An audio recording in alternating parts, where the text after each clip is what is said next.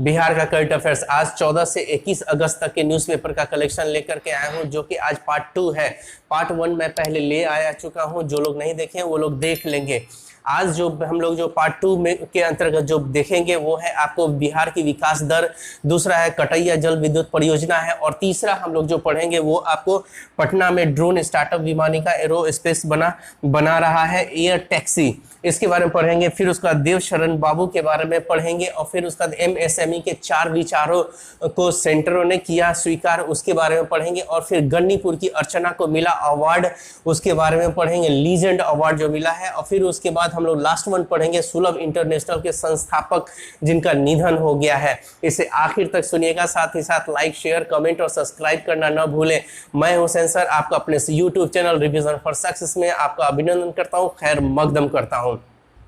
ये जितना भी जो ये पार्ट 2 है और पार्ट 1 दोनों को मिला करके मैं एमसीक्यू, मैं पहला पार्ट 1 का एमसीक्यू नहीं लाया था, तो ये दोनों को मिला करके हमारा एमसीक्यू जो है वो आपको मेरे Telegram channel revision for success 23 में आपको वो अवेलेबल हो जाएगा, जो कि ये दोनों को मिला करके है। मैं अक्सर जो भी वीडियो बनाता हूँ वो आपको मैं अपने Telegram channel revision for success 23 में आपको दे देता हूँ, ताकि आपको ये जो हमारे से लेक्चर जो सुनते हैं, जो मैं यहाँ पे रीडिंग करता हूँ और लेक्चर जो देता हूं, इससे क्या होता है कि इसके बाद आप वहां पर एमसीक्यू लगाते हैं तो वो रिवीजन हो जाता है कई बार, तो आपको वो बेनिफिट होता है।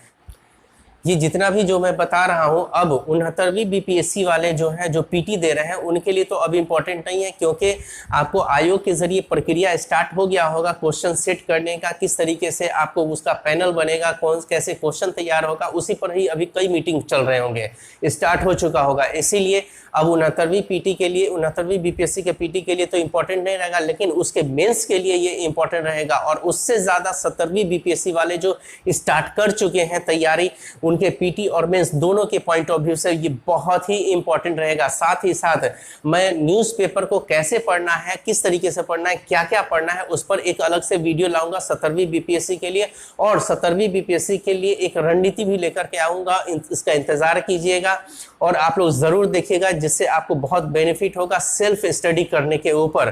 क्योंकि ये जो कलेक्शन जो है मेरा, कई न्यूज़पेपर का कलेक्शन मैं लाता हूं, लेकिन आप लोगों को जो 70वीं वाले हैं उनको एक न्यूज़पेपर तो जरूर पढ़ना चाहिए, और पढ़ने से आपका अपना विचार भी होगा और आप उसको होलिस्टिक वे में सोचेंगे और उसको देख सकते हैं। जैसा कि मैं यहाँ पर एमसीक्यू न बना करके मैं यहाँ पर होलिस्टिक वे में बताने का कोशिश करता हूँ, ताकि आप लोग उस चीज को जैसा भी क्वेश्चन आएगा तो आप उसको बनाने में सक्षम रहेंगे।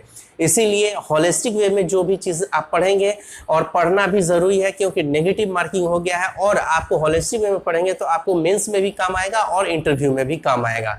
तो चलिए अब हम लोग आते हैं टॉपिक के ऊपर, जिसको बड़े ध्यान से देखिएगा, सुनिएगा।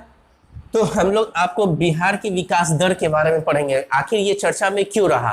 तो चर्चा में रहने के पीछे कारण है कि हमारे जो वित्त मंत्री हैं विजय कुमार चौधरी, उनसे जो है मीडिया वाले ने क्वेश्चंस किया था, उसी रेफरेंस में उन्होंने जवाब दिया था कि बिहार का जो विकास दर है, यानी कि सकल घरेलू उत्पाद जो है वो है आपको 10.64, जो कि आपको पूरे भारत में नंबर 1 पे है, और इसके बाद सेकेंड पर जो है आपको पश्चिम बंगाल, और थर्ड पे है उत्तर प्रदेश। तो इसके बारे में उन्होंने जवाब दिया था, तो उसी रेफरेंस में ये आया टॉपिक, जो कि ये आपको इंपॉर्टेंट, ये आपको मेंस के पॉइंट ऑफ व्यू से भी इंपॉर्टेंट होगा और पीटी फैक्ट के अनुसार भी ये इंपॉर्टेंट होगा। और ऐसा क्वेश्चन पिछले एग्जाम में बीपीएससी ने पूछ दिया है सकल घरेलू उत्पाद बिहार का, तो इसको किसी भी रेफरेंस में पूछा जा सकता है कि सर्वाधिक सबसे टॉप पर कौन रहा है जीडीपी में, तो बिहार रहा है, 10.64% की वृद्धि हुई है।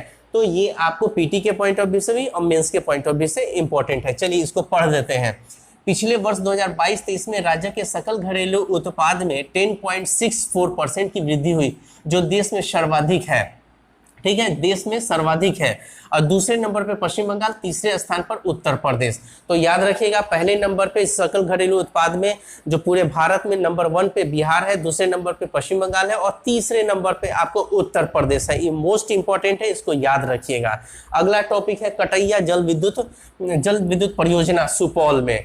तो कटैया जल विद्युत परियोजना सुपौल में ये चर्चा में क्यों रहा है? एक्चुअल में क्या था कि पहले आपको ये कटैया जल विद्युत परियोजना है, यहाँ से बिजली कंपनियों को जो बिजली मिलती थी वो आपको निःशुल्क मिलती थी। लेकिन अब जो है बिहार सरकार ने क्या किया है, अब यहाँ से जो भी बिजली मिलेगा उसके लिए आपको भुगतान करना पड़ेगा, शुल्क भुगतान करना पड़ेगा। तो किसको करना पड़ेगा, तो बिहार राज्य जल विद्युत निगम को वो भुगतान करेंगे और फिर बिजली कंपनी वहां से वो ये बिजली लेगी। तो वो इंपॉर्टेंट नहीं है, इंपॉर्टेंट ये है कि आपको कटैया जल विद्युत परियोजना कहाँ है, तो वो है सुपौल में है। कहाँ है कटैया जल विद्युत परियोजना, तो वो सुपौल में है। सुपौल कहाँ है, तो बिहार के उत्तरी वाले हिस्से में, उत्तरी वाले हिस्से में, जिसके पश्चिम में जो है आपको मधुबनी है और उसके आपको पूरब में अररिया है और उसके फिर लास्ट में जो है आपको मतलब किशनगंज है। यानी कि अगर ऊपर से उत्तर वाला जो एरिया है बिहार का, जैसे पश्चिमी चंपारण है, पूर्वी चंपारण है, सीतामढ़ी है, मधुबनी है, उसके बाद आपको सुपौल है, फिर अररिया और किशनगंज है। ये भी आपको याद रखना चाहिए, ठीक है। और वैसे भी मैं बिहार का जो मैप के बारे में बताऊंगा तो उसमें भी सारा जो है ट्रिक के साथ मैं याद करवाने की कोशिश करूंगा, उसका भी वीडियो मैं लेकर के आऊंगा बाद में। चलिए अगला जो है जीविका की रसोई। जीविका की रसोई आखिर चर्चा में क्यों रहा, तो जीविका की रसोई के चर्चा में रहने का के पीछे कारण है कि आपको अभी हाल ही में जीविका की रसोई को जो है आपको आईएसओ प्रमाण पत्र मिला। तो ये जीविका की रसोई एक्चुअल में जो जीविका दीदी के जरिए जो बहुत क्षेत्र में बिहार सरकार जीविका के जरिए बहुत सारे क्षेत्रों में आपको जीविका दीदियों से काम ले रही है या काम करवा रही है। जैसे शिक्षा के क्षेत्र में हो गया या ये स्वास्थ्य के क्षेत्र में हो गया, बहुत सारे क्षेत्र में काम करवाई। उसी तरीके से आपको ये जो है आपको रसोई के क्षेत्र में भी जो कि आपको जीविका की रसोई भी अब खुला है, जो कि वो 5 जगहों पर, ये जो है 5 जगहों पर जो खुला हुआ है उसको आईएसओ प्रमाण पत्र दिया गया है। तो ये 5 जगह जो है 3 जिलों में, मतलब कि पटना में 3 जीविका रसोई खुला है और दूसरा जो है आपको वैशाली में और खगड़िया में 1-1, यानी कि 5 जगह के जीविका की रसोई को आपको आईएसओ प्रमाण पत्र दिया गया है। तो अब हम लोग ये समझ लें कि आईएसओ प्रमाण पत्र है क्या। तो आईएसओ यानी कि इंटरनेशनल ऑर्गेनाइजेशन फॉर स्टैंडर्डाइजेशन, मतलब ये हो गया इसका हिंदी के अंतर्राष्ट्रीय मानकीकरण संगठन। ये क्या करती है कि आपको एक जांच करती है कि अगर कोई भी, चाहे कोई व्यवसाय हो, कोई संस्था हो, कोई संगठन हो या कोई ये उद्यम हो, तो उसको आपको आईएसओ प्रमाण पत्र देने से पहले उसकी जांच करती है कि उसके मानक के आधार पर वो जांच में उतरता है कि नहीं। तो वो उसी क्रम में देखेंगे कि जीविका की रसोई का जो मानक जो था आपको आईएसओ प्रमाण पत्र के था, तो वो मानक को वो पूरा कर लिया। यानी कि जैसे होता है ना कि वो रसोई में स्वच्छता है कि नहीं, हाइजीनिक पॉइंट ऑफ व्यू से बनाया जा रहा है कि नहीं, और कैसा सामान इस्तेमाल किया जा रहा है, मतलब कि उसका जो मानक था, आपको आईएसओ का जो भी मानक था उस पर पूरी तरीके से खरा उतरा जीविका की रसोई जो है, जीविका दीदी की जो रसोई है वो खरा उतरा।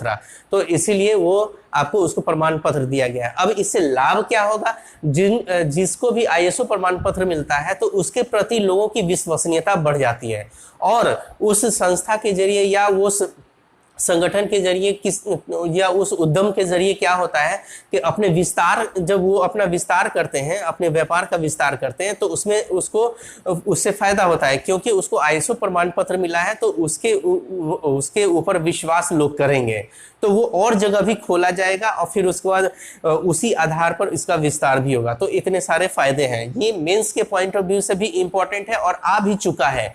बीपीएससी में जो है मेंस में ये आ चुका है, तो इसका मतलब नहीं है कि नहीं आएगा, फिर आ सकता है, हो सकता है शॉर्ट नोट्स में आ जाए, जैसा कि आपको सिलेबस चेंज हो चुका है तो उस शॉर्ट में आपको जीविका की रसोई के बारे में भी आ सकता है, तो उसके लिए भी इंपॉर्टेंट है। और पीटी के पॉइंट ऑफ व्यू से इंपॉर्टेंट है, जैसा कि हम लोग देख रहे हैं कि जीविका की रसोई को, मतलब कि कितने जीविका की रसोई को आपको आईएसओ प्रमाण पत्र मिला है, तो 5 जीविका की रसोई को मिला है। और जिला के रेफरेंस में पूछेगा तो आपको पटना में मिला है 3, फिर उसके बाद वैशाली और खगड़िया। तो ये पीटी के पॉइंट ऑफ व्यू से भी इंपॉर्टेंट है और मेंस के भी पॉइंट ऑफ व्यू से इंपॉर्टेंट है।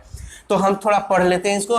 जीविका की रसोई पहली बार आईएसओ प्रमाण पत्र मिला पटना के 3 समेत बिहार के 2 अन्य जिलों में संचालित दीदी की रसोई भी शामिल है। ठीक है, कुल 3 जिले हैं, पटना, वैशाली और खगड़िया। याद रखिएगा, पटना है, वैशाली और खगड़िया। पटना में 3 और वैशाली और खगड़िया में 1-1, यानी कि 5 जीविका की रसोई को आपको आईएसओ प्रमाण पत्र मिला। मान 5 जीविका दीदी की रसोई को आईएसओ प्रमाण पत्र मिला है। ठीक है, इतना सारा पॉइंट्स है, एमसीक्यू आपको मिल जाएगा हमारे Telegram channel revision for success 23 में। अब अगला है, पटना में ड्रोन स्टार्टअप विमानिका एरोस्पेस बना रहा है एयर टैक्सी। अब ये चर्चा में क्यों है एयर टैक्सी? देखिए, आप एक चीज तो जान लीजिए कि ये साइंस एंड टेक को बिहार के रेफरेंस में भी क्वेश्चंस पूछे जाते हैं। तो साइंस एंड टेक में बिहार सरकार भी आगे बढ़ा रही है, लोगों को आपको जागरूक कर रही है। और नया स्टार्टअप, ये ड्रोन स्टार्टअप एक कंपनी है जो कि विमानिका एरोस्पेस। तो इसने क्या हुआ है कि एरोस्पेस आपको ये एयर टैक्सी बना रहा है। मतलब कि एक तो हम लोग जानते हैं कि सड़क पर चलने वाली जो टैक्सी होती है वो तो होती है, लेकिन आपको एयर में, हवा में चलने वाली टैक्सी को बनाने का ये जो है आपको विमानिका एरोस्पेस कंपनी है जो कि इस्टेब्लिश्ड किया गया है बिहार में, पटना में, उसके जरिए बनाया जा रहा है। और उसका सहयोग जो कर रही है वो आपको पटना का IIT पटना जो है उसको सहयोग कर रही है उसके शोध में, उसके विकास में। तो ये आपको जो है ये मोस्ट इंपॉर्टेंट है पीटी के पॉइंट ऑफ व्यू से, और साइंस एंड टेक के पॉइंट ऑफ व्यू से मेंस में आप इसको कोट कर सकते हैं कि हाँ, कि वहाँ पर किस तरीके से आपको बिहार में जो है स्टार्टअप लगाया जा रहा है, ड्रोन स्टार्टअप। तो ये सब के मामले में आपको ये मेंस के पॉइंट ऑफ व्यू से इसको कोट कर सकते हैं। तो आप आइए थोड़ा पढ़ते हैं कि पटना में ड्रोन स्टार्टअप विमानिका एरोस्पेस, ये एक कंपनी है एरोस्पेस, बना रहा है air taxi. Company Patna IIT की मदद से एयर टैक्सी को लेकर के शोध एवं विकास का काम कर रहे हैं। ठीक है, तो इसको ध्यान में रखिएगा, मोस्ट इंपॉर्टेंट है। देखिए, मैं कोशिश करता हूं कई पेपर को पढ़ने के बाद जो इंपॉर्टेंट होता है ना उसी को ही मैं कोशिश करता हूं कि यहाँ पर आपको दूं, ताकि आपको पीटी के लिए भी इंपॉर्टेंट हो, मेंस के लिए भी और इंटरव्यू के लिए भी। और जो लोग देख रहे हैं ये याद रखिए, मैं होलिस्टिक वे में पढ़ाने की कोशिश करता हूँ, बताने की कोशिश करता हूँ, ताकि आप किसी तरीके का भी क्वेश्चन आएगा तो वो आप पढ़ लेंगे। ये आपको एमसीक्यू से ज्यादा बेहतर होगा कि इस तरीके से जब आप पढ़ते हैं तो आप ज्यादा से ज्यादा क्वेश्चन करने में सक्षम होंगे। अगला हम लोग आते हैं देवशरण बाबू। देवशरण बाबू तो ये चर्चा में क्यों है? क्योंकि इनकी 123वीं जयंती मनाई गई थी। ये जो है बाबू शरण, इनका पूरा नाम है बाबू देवशरण सिंह। बाबू देवशरण सिंह ये जो है आपको, इन्होंने छात्र जीवन में क्या किया था कि आपको 1920 में जो असहयोग आंदोलन चलाया गया था उसमें इन्होंने पार्टिसिपेट किया था, भाग लिया था। ये पेशे से वकील थे और बिहार विधान परिषद के सभापति भी बनाए गए थे आपको 30 अगस्त से लेकर के आपको 6 मई 1968 तक। ठीक है, 1965 से लेकर के 1968 तक, यानी कि 30 अगस्त से 1965 से लेकर के आपको 6 मई 1968 तक इनको सभापति बनाया गया था। ये इंपॉर्टेंट है, याद रखिएगा, इससे क्वेश्चन बन सकते हैं। इसमें मैंने कुछ डाटा नहीं लिखा है, जो मैंने बोल दिया है उसको भी आप नोट डाउन कर लीजिएगा। ठीक है, तो यहाँ पे पढ़ देते हैं। बाबू देवशरण सिंह विधान परिषद के पूर्व सभापति, 123वीं जयंती मनाई गई थी और 30 अगस्त 1965 से 6 मई 1968 तक ये आपको सभापति रहे थे विधान परिषद के, ये याद रखिएगा। हाँ, एक और इसका डाटा है क्या कि आपको जो हमारे बिहार प्रांत के जो मुख्यमंत्री थे श्री कृष्ण सिंह, उनके समय में उनके मंत्रिमंडल में ये स्वास्थ्य मंत्री भी थे, ये भी याद रखिएगा। ये मोस्ट इंपॉर्टेंट है, ऐसा क्वेश्चन पूछा जा सकता है। अगला है एमएसएमई के 4 विचारों को सेंटरों ने किया स्वीकार। तो ये चर्चा में क्यों है? एक्चुअल में क्या है कि हमारा जो मंत्रालय है, एक जो लघु कुटीर मध्यम जो मंत्रालय है, वो उद्यमिता को बढ़ाने के लिए आपको एक उद्यमिता को बढ़ाने के लिए क्या किया गया है, कोई विचारों को कलेक्शन किया गया था कि कौन कौन से, जैसे कुछ व्यक्ति हैं जिनका एक विचार है जो कि उद्यमिता को बढ़ावा देता है। तो वैसे विचारों में क्या हुआ कि आपको 2 जगह का जो 2 संस्थान है, यानी कि IIT पटना और IIM बोध गया, इन 2 जगहों के 4 लोगों के विचार को जो है आपको सिलेक्ट किया गया। और सिलेक्ट हो जाने के बाद क्या होता है कि उसको, ये जो मंत्रालय है आपको लघु कुटीर मध्यम मंत्रालय, इसके जरिए जो है क्या होगा कि अनुदान दिया जाएगा इस उद्यमिता को बढ़ाने के लिए। तो अनुदान 15-15 लाख दिया जाएगा और उसके तहत जो है ये 2 जो संस्थान है उसी के ही 4 लोगों के जरिए आपको ये विचार दिए गए हैं। और क्या है विचार? तो विचार है जैसे आपदा प्रबंधन पर विचार है, और फिर उसके बाद दूसरा है कि आपको कम खर्च में क्या है कि आपको डिजिटल हेल्थ केयर सिस्टम को डेवलप किया जाए, उसके प्रबंधन को डेवलप करने की बातें की गई है। और तीसरा एक विचार है कि आपको कम समय में आपको मशरूम के फसल कैसे उग जाए कि कम समय में जो ज्यादा समय जो लगता है उसको कम समय में उत्पादन किया जा सके। तो इन सब विचारों को जो है 4 व्यक्ति ने इस पर अब वो शोध करेंगे और फिर उसके बाद इससे संबंधित जो है ये मंत्रालय उन सबको देख करके और फिर उस पर काम करेगी, उस पर जो है आगे बढ़ेगी इन सब विचारों को। तो इससे क्या है कि बिहार में जो है उद्योग से संबंधित जो क्वेश्चंस आएंगे, उद्यमिता से संबंधित जो क्वेश्चन आएंगे, तो उसमें आपको मेंस के पॉइंट ऑफ व्यू से इंपॉर्टेंट हो जाएगा। और पीटी के पॉइंट ऑफ व्यू से कि आईआईटी पटना यानी कि आपको एमएसएमई के 4 विचारों को जो आपको ये लघु कुटीर एवं मध्यम मंत्रालय ने स्वीकार किया है, ये किन 2 संस्थाओं के लोगों को स्वीकार किया गया है? तो ये 2 संस्था है। 2 संस्था में कौन है? एक आईआईटी पटना है और आईआईएम आपको बोध गया। इन 2 में 4 व्यक्तियों के विचारों को स्वीकार किया गया है। ये मोस्ट इंपॉर्टेंट है। चलिए इसको पढ़ देते हैं। लघु कुटीर एवं मध्यम मंत्रालय उद्यमिता को बढ़ावा देने के लिए राज्य के 4 उद्यम विचार को स्वीकार किया गया है। जो 4 उद्यम विचार को स्वीकार किया गया है और इस कार्य के लिए अनुदान भी दिया गया है। ठीक है, तो अनुदान के बारे में हमने बता दिया।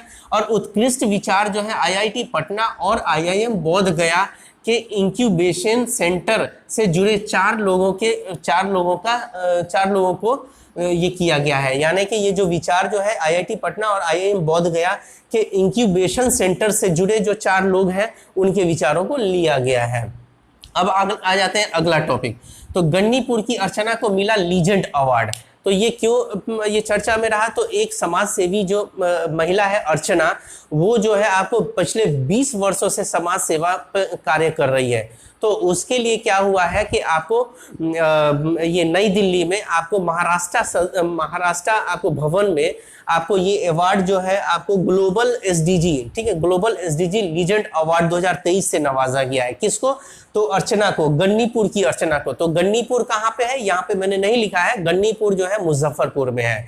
यानी कि ये जो है गन्नीपुर कहाँ है? तो मुजफ्फरपुर है। मुजफ्फरपुर की अर्चना को आपको लीजेंड अवार्ड मतलब कि ग्लोबल एसडीजी लीजेंड अवार्ड 2023 से नवाजा गया है। मोस्ट इंपॉर्टेंट है आपको। और फिर उसके बाद है सुलभ इंटरनेशनल के संस्थापक पद्म भूषण उनको मिला हुआ है। वो बिंदेश्वर पाठक जिनका अभी निधन हो गया है। ये मोस्ट इंपॉर्टेंट है। इनको बोला जाता था स्वच्छता का मिशन जो है ना, स्वच्छता को मिशन बनाने वाला जो व्यक्ति है वो बिंदेश्वर पाठक है। और इनसे संबंधित यूपीएससी में क्वेश्चन भी पूछा जा चुका है और आपको बीपीएससी में भी क्वेश्चन पूछा जाएगा। मोस्ट इंपॉर्टेंट क्वेश्चन ये हो जाएगा। और 17वीं बीपीएससी के ये पीटी वालों के लिए तो मोस्ट इंपॉर्टेंट है। और हाँ, हम ये भी कहना चाहिए कि जो मैंने पिछला जो वीडियो जो भी बताया था, उस वीडियो में अभी जो बिहार शिक्षक का जो एग्जाम हुआ था उसमें कई जो है बिहार से रिलेटेड करंट पूछा गया था, जो कि मैंने जो बताया हुआ है उसमें से भी आया हुआ है। अगर आप चाहे तो आप उसको जो 10+2 वाला ये 10+2 और 9th और 10th वाला जो जीएस का क्वेश्चन आया था उसमें करंट जो आया था वो हमने जो पढ़ाया उससे वो टैली भी किया था। और कुछ मैंने क्या किया था कि उसमें कुछ इंपॉर्टेंट चैप्टर को भी दिया था, जो कि वो भी जो है कई जो भी चैप्टर इंपॉर्टेंट दिया था सिलेक्टिव चैप्टर्स जिसके अंतर्गत आप लोग को पढ़ना था, उसमें भी जो है आपको इंपॉर्टेंट जो है कई टॉपिक्स जो है वो आपको एज इट इज उसी टाइप से ही आया था, वहां से क्वेश्चन आए थे। और मैं बीपीएससी 69वीं के लिए भी एक इंपॉर्टेंट चैप्टर्स दे रहा हूं, जो कि दो दे चुका हूं, एक पॉलिटी का एक इकोनॉमिक का, उसके बाद इतिहास वगैरह आगे सबका मैं देने वाला हूं। तो ये मेरा वीडियो जो पसंद आया होगा तो लाइक शेयर कमेंट और सब्सक्राइब करना ना भूलें। All the best.